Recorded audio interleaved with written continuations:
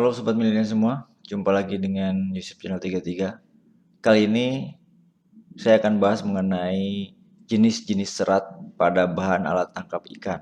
Sebelum saya membahas lebih jauh mengenai jenis-jenis serat pada bahan alat tangkap ikan, ada baiknya kita lihat dulu sebetulnya apa definisi dari bahan alat tangkap ikan. Oke, ini adalah pengertian tentang bahan alat tangkap ikan, di mana bahan alat tangkap ikan adalah semua bahan yang digunakan untuk membuat suatu alat penangkap ikan yang dapat berupa serat, logam, plastik, atau karet yang membentuk suatu bagian pada alat penangkap ikan dengan fungsi tertentu. Kata kuncinya adalah bahwa bahan alat tangkap ikan ini adalah semua bahan baik berupa serat, logam, plastik, ataupun karet yang membentuk suatu bagian-bagian tertentu pada alat tangkap ikan. Dan dia punya fungsi-fungsi tertentu. Nah, pada intinya penggolongan bahan alat tangkap ikan ini terbagi menjadi dua, yaitu tekstil dan non-tekstil. Nah, tekstil adalah bahan yang terbuat dari benang hasil pemintalan serat yang kemudian ditenun, dirajut, atau dengan cara penyatuan serat berbentuk lembaran dengan menggunakan atau tanpa bahan perekat pres. Ini adalah definisi tekstil. Sedangkan non-tekstil adalah bahan yang bukan terbuat dari benang dan bukan hasil pemintalan serat yang ditenun, dirajut, atau dengan cara lainnya. Jadi penggolongan bahan alat tangkap ikan ini ada dua. Yang pertama adalah golongan tekstil dan yang berikutnya adalah golongan non-tekstil. Untuk golongan non-tekstil sendiri, ini contohnya misalnya adalah pelampung, kemudian ada pancing, kemudian ada pemberat, dan ada swivel atau kili-kili. Kili-kili ini fungsinya adalah untuk menyambungkan antara dua tali yang berbeda ukuran, misalnya ini digunakan swivel. Sementara untuk tekstil sendiri, tekstil misalnya adalah bahan jaring dan juga tali-tali. Ini yang akan kita bahas, yaitu golongan bahan alat tangkap yang tekstil ya, karena berkaitan dengan serat. Nah, tekstil ini bahan pembuat jaring atau tali yang utamanya disebut dengan serat, di mana serat adalah suatu jenis bahan berupa potongan komponen yang membentuk jaringan memanjang yang utuh. Contoh serat yang paling sering dijumpai adalah serat pada kain, contohnya seperti ini. Kemudian pembagian serat ini terbagi menjadi dua, yaitu serat alami dan serat sintetik. Serat alami ini adalah serat yang berasal dari alam. Nah, serat alami ini terbagi menjadi tiga, ada yang serat tumbuhan, serat hewani, dan serat mineral.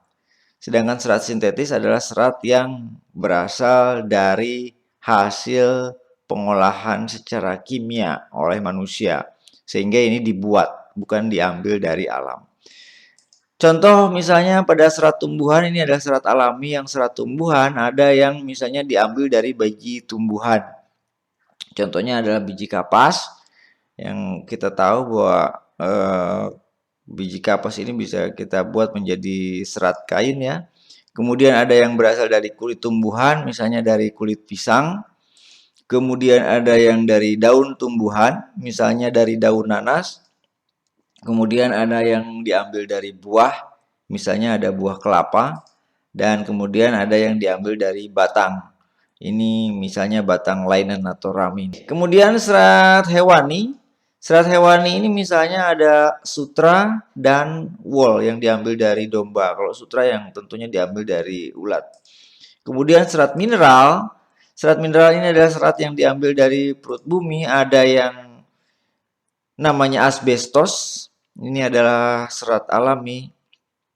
Kemudian ada keramik. Dan tentunya adalah berbahan metal atau ya logam. Nah, serat-serat ini merupakan pembentuk dari bahan-bahan yang nantinya akan menjadi bagian pada suatu alat penangkapan ikan. Sedangkan serat sintetik ini kalau kita bagi ada yang namanya poliamid, polivinyl alkohol, polivinyl klorida, polyester, polietilen, dan polipropilen. Nah, poliamid ini biasanya misalnya tali-tali seperti ini yang biasa digunakan sebagai tali tambat kapal. Kemudian ada polivinil alkohol, contohnya seperti ini. Polivinil klorida, contohnya adalah tali seperti ini yang biasa digunakan untuk mengikat atau sebagai tali bungee jumping seperti ini. Kemudian polyester misalnya yang biasa digunakan kalau kita lihat di tentara, tali kur. Nah, kemudian ada polietilen, ini biasa kalau umum di Indonesia disebut dengan tali tambang. Ini tali plastik ya, polietilen, dan ini polipropilen. Polipropilen sama seperti polietilen, hanya berbeda dia dari strukturnya, dia agak keras. Kalau yang polietilen biasanya licin, kalau polipropilen ini tidak licin. Nah, ini adalah nama-nama dagang dari serat sintetis. Mungkin ada kenal namanya, ada nylon. Berarti kalau nylon ini sebetulnya adalah dari poliamida. Kemudian ada Aulian dari Jepang, anid, anzalon, kaprolan, ini semuanya adalah poliamid. Kemudian dari polivinil alkohol ada nama dagang Cremona, Canebian, Curalon, Vinilon, Traulon. Polivinil klorid Anda mungkin kenal, sering mendengar istilah paralon. Nah, ini paralon sebetulnya ya ini adalah nama dagang dari polivinil klorida. Kalau di Asia ada alderon dan ada juga vinilon. Sementara untuk polyester ada banyak nama dagang, misalnya Dacron, Diolen, Grisuten, Tergal, hingga ada yang sering kita pernah dengar kalau misalnya ke toko baju ada bahan kain tetoron. Nah, tetoron ini sebetulnya adalah sama aja dengan polyester, hanya yang membedakan adalah kalau tetoron ini adalah nama dagangnya yang di Asia atau di Jepang.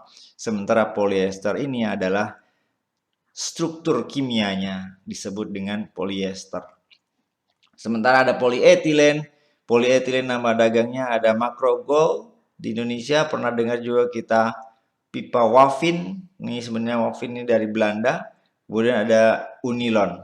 Polipropilen nama dagang yang terkenal biasanya ada Corlin PY dari Inggris, Ribofil, Vestolen dari Jerman, Porlin Argentina, Velun P dari USA.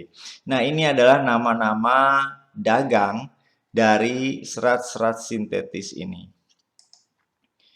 Nah, ini adalah kelebihan serat sintetis dibandingkan dengan serat alami. Itulah sebabnya kenapa kita sekarang lebih banyak menggunakan serat sintetis.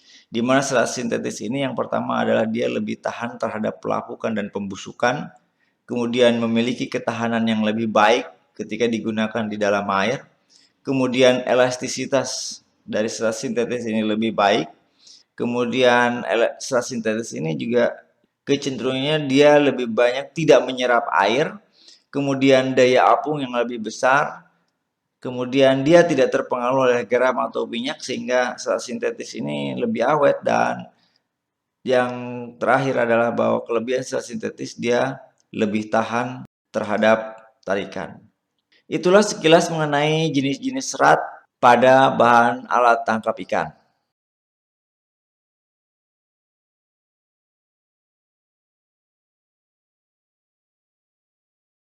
Sampai ketemu di materi berikutnya dan jangan lupa untuk like, subscribe, dan share video ini.